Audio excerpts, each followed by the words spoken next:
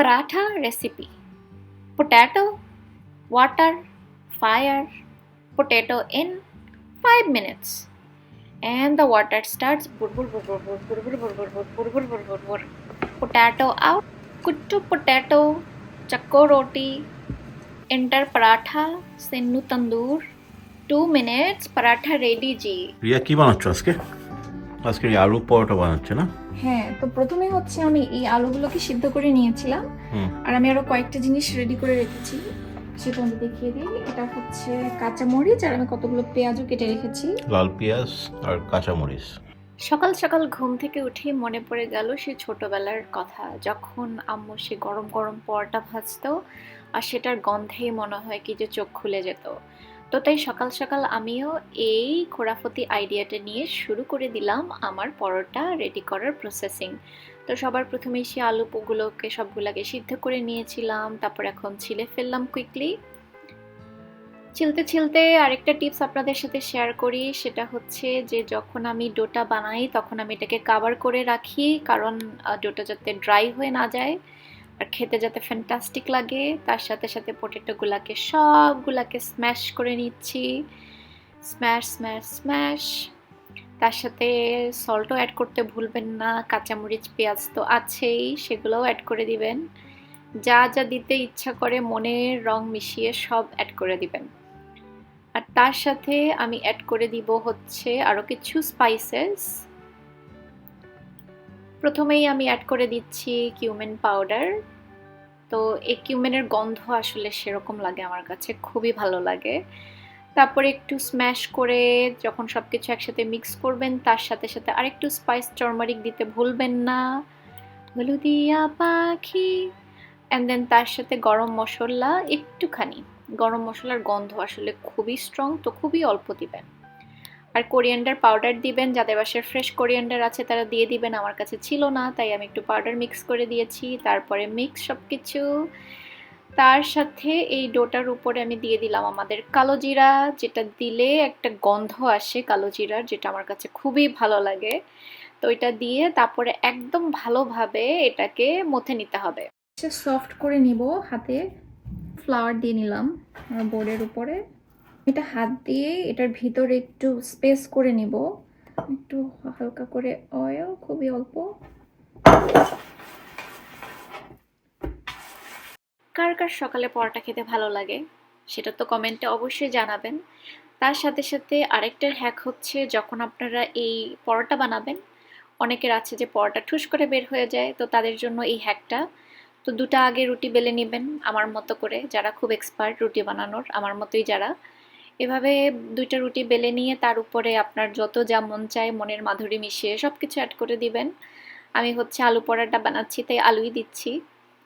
তো খুব থিনভাবে লেয়ার করে দিবেন, যাতে রুটির ভিতর থেকে যাতে এটা বের হয়ে না আসতে পারে, একদম ঠেসে ঠেসে ঢুকানোর কোনো দরকার নাই। তারপর সুন্দর করে এটাকে স্প্রেড করে দিতে হবে। এখন এটা লাগাই দেব।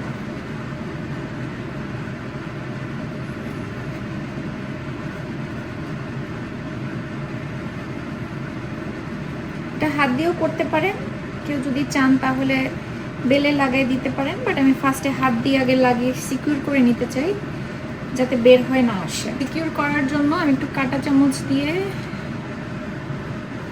এটাকে এভাবে করে দিব, তাহলে আর বের হয়ে আসবে না, ভিতরেই থাকবে। এটা অনেকটা প্যাটির মতো হচ্ছে, যারা হচ্ছে আমার মতোই সুন্দর করে বানাতে পারেন না পরোটা তাদের জন্যই এই হ্যাক।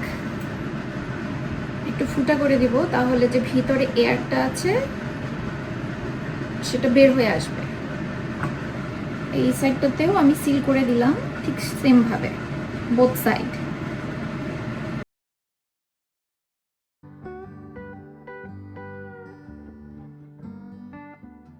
তারপর যখন দুইটা রুটি সুন্দর করে বানিয়ে এটাকে ফুটা করে এটা সব বাতাস বের করে ফেলবেন, তারপর এটাকে দিবেন একটা সুন্দর করে বেলনি। বেলতে বেলতে আবার বেশি বেলে দিবেন না, যাতে এটা একদম তেলে বেগুনে বের হয়ে আসে। প্যানটা যে গরম করতে দিয়েছিলাম, এখন এখানে তেল দিয়ে দিব। খুব একটা বেশি তেল আমি ইউজ করি না, খুবই অল্প। আর যতটা তেল বেশি হবে তত বেশি এটা ক্রিস্পি হবে। তো এই জন্য আমি এখন একটু তেলটা বেশি দিলাম, বাট ইউজুয়ালি আমি একটু কম তেল ইউজ করি। তো এখন হচ্ছে আমাদের তেলটা গরম হয়ে গিয়েছে, এখন আমি এটাকে তেলের উপরে দিয়ে দিব। একদম প্যানের সাইজ, মনে হয় খুব মজা, একটা খাইলেই মনে হয় পেট ভরে যাবে। হ্যাঁ, এটা মোটামুটি অনেক বড় বড় করেই বানাইছি, বেশি করে। তো একটা বানালেই পেট ভরে যাবে একটা খেলে। That was so good.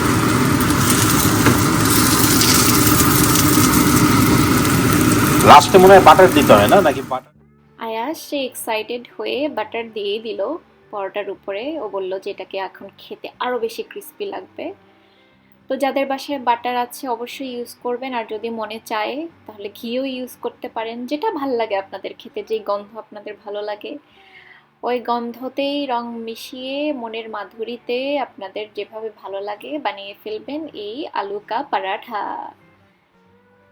তো আমার পরোটা অলমোস্ট শেষের দিকে, তো এটাকে ভালোভাবে ফ্রাই করে নিলাম। দেখতেই পাচ্ছেন উফ কত ক্রিস্পি হয়েছে দেখতে। তো আপনারাও বাসায় ট্রাই করবেন, অবশ্যই অবশ্যই আমাকে কমেন্ট করে জানাবেন, আর আপনাদেরও ছবি তুলে আমাকে জানাতে পারেন যে আপনাদের পরোটাটা কেমন হলো। তারপরে শুরু হলো আয়াজের খাওয়া। তো ও বললো এত বড় পরোটা তো আমি শেষ করতে পারবো না, তারপর ও একটু কেটে নিয়েছিল। তারপরে ও মজা করে এটাকে ডিমের সাথে খাচ্ছে এখন, আর বলেছে খুব মজা হয়েছে। তো আপনারাও এটা ট্রাই করবেন ঘরে, আর আমাকেও জানাবেন আবার। খুদা হাফেজ।